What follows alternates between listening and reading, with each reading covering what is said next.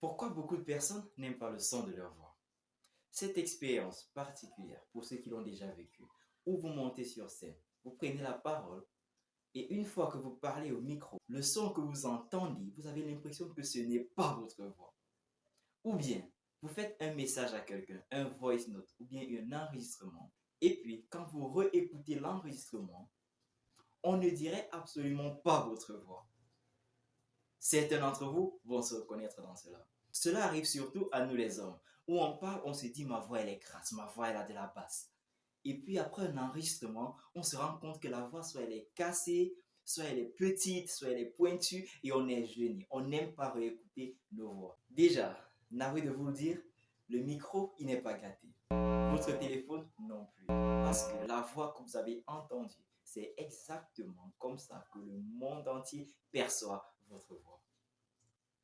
Cela veut-il dire alors que vous êtes voué à caler avec cette voix? Non, vous avez le pouvoir de changer votre voix, votre intonation. Déjà, la première chose que je vais vous dire, c'est après chaque message que vous envoyez à quelqu'un ou après chaque prise de parole, asseyez-vous et réécoutez ce que vous avez dit. Voyez aussi comment vous positionnez vos bouches. Et là, ça nous mène directement aux deux exercices que je vais vous donner. Car ceci va du point d'articulation de vos phrases. Je vais commencer par le premier exercice. Beaucoup de personnes ne vont pas vouloir faire cet exercice, mais je vous rassure, ceux qui vont le faire vont aimer la différence. Voici comment ça va se passer. Imaginez le bruit que fait un moteur quand il veut démarrer ou un véhicule. Le bruit là, vous devez répliquer ce bruit avec vos lèvres. Cela fait en sorte que quoi? Vos lèvres deviennent beaucoup plus flexibles, beaucoup plus à l'aise pour prononcer chaque mot, car chaque mot a une manière d'être prononcé. Donc, voici l'exercice. Vous allez juste rassembler vos lèvres et imiter le moteur d'un véhicule. Je vais le faire. Certains d'entre vous le faisaient quand ils étaient petits.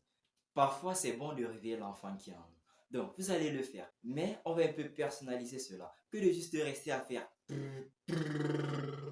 C'est quand même lassant. Essayez de réciter un truc. Je vais prendre un exemple. Je récite l'hymne national de mon beau pays, le Cameroun. Écoutez cela.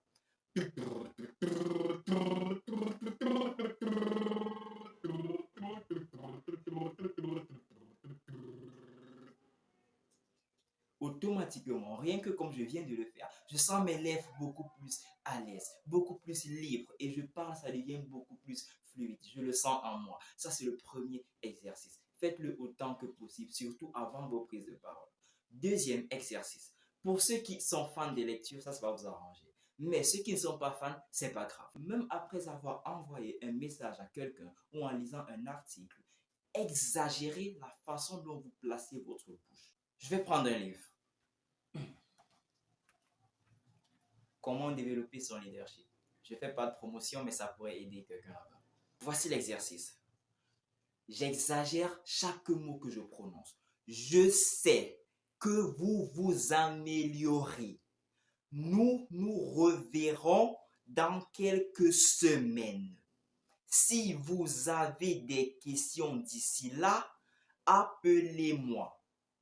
Voilà un exemple. En exagérant, j'apprends à sortir le son de chaque mot comme il se doit.